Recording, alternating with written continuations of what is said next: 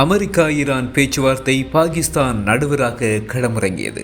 America மற்றும் Iran இடையிலான மோதலை தீர்க்க பாகிஸ்தான் ஒரு முக்கிய அமைதி தூதராக உருவெடுத்துள்ளது.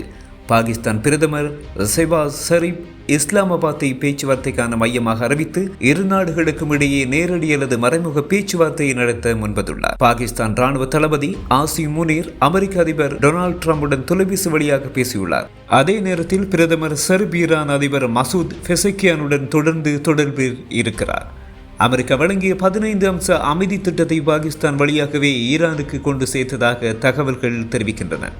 அமெரிக்கா மற்றும் ஈரான் ஆகிய இரு நாடுகளுடனும் நல்லுறவை பேணும் சில நாடுகளில் பாகிஸ்தான் ஒன்று. 1979 முதல் அமெரிக்காவில் ஈரானின் தூதரக பணிகளை பாகிஸ்தானை கவனித்து வருகிறது. ஹார்மூஸ் நீரிணை முடங்கியுள்ளதால் பாகிஸ்தானின் பொருளாதாரம் மற்றும் எரிசக்தி விநியோகம் கடுமையாக பாதிக்கப்பட்டுள்ளது. எனவே இந்த போர் முடிவுக்கு வருவது பாகிஸ்தானின் தேசிய நலனுக்கும் அவசியமானது. சவுதி அரேபியாவுடன் பாதுகாப்பு ஒப்பந்தம் வைத்திருந்தாலும் ஈரானுடன் மோதாமல் நடுநிலை வைக்க பாகிஸ்தான் முயல்கிறது. பாகிஸ்தான் மற்றும் துருக்கியின் முயற்சிகளால் ஈரான் மீதான தாக்குதல்களை 5 நாட்களுக்கு ஒத்திவைப்பதாக அதிபர் ட்ரம்ப் அறிவித்துள்ளார். மார்ச் 26 அன்று இஸ்லாமாபாத்தில் இரு நாடுகளின் உயர் அதிகாரிகள் சந்திப்பதற்கான வாய்ப்புகள் உள்ளதாக கூறப்படுகிறது.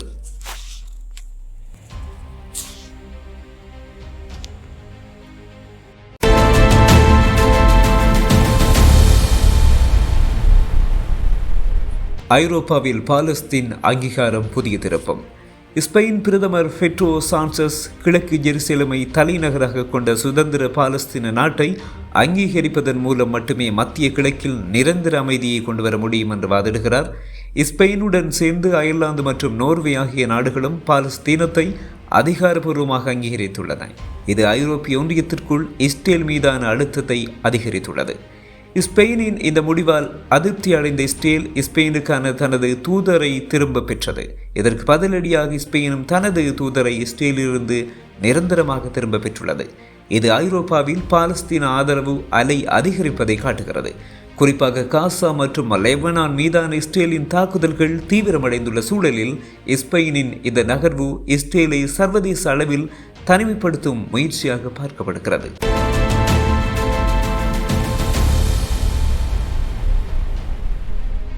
சர்வதேச சந்தையில் கச்சா எண்ணெய் விலை 4 வீத சரிவு.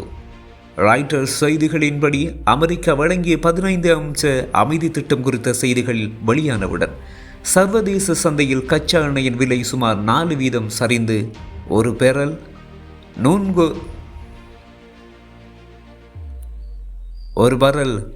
$100 கீழே வர தொடங்கியது. சர்வதேச சந்தையில் கச்சா எண்ணெய் விலை 4 வீத சரிவு. ராய்ட்டர்ஸ் செய்திகளின்படி அமெரிக்கா வழங்கிய 15 அம்ச அமைதி திட்டம் குறித்த செய்திகள் வெளியானவுடன் சர்வதேச சந்தையில் கச்சா எண்ணெயின் விலை சுமார் 4 வீதம் சரிந்து ஒரு பேரல் $100 கீழே வர தொடங்கியது. ஹார்மூஸ் நீரிணை மீண்டும் முழுமையாக திறக்கப்படும் என்றும் ஈரானிய எண்ணெய் சந்தைக்கு திரும்பும் என்றும் முதலீட்டாளர்கள் நம்புவதே இந்த விலை வீழ்ச்சிக்கு காரணம். இந்த 15 அம்ச திட்டத்தை பாகிஸ்தான் வழியாக அமெரிக்கா ஈரானுக்கு அனுப்பியதாக தகவல் வெளியானதே இந்த சாதகமான சூழலுக்கு காரணமாக அமைந்தது. இருப்பினும் ஈரான் இன்னும் இந்த திட்டத்திற்கு அதிகாரபூர்வமாக பச்சை கொடி காட்டாததால் சந்தையில் ஒருவித பதற்றம் நீடிக்கவே செய்கிறது.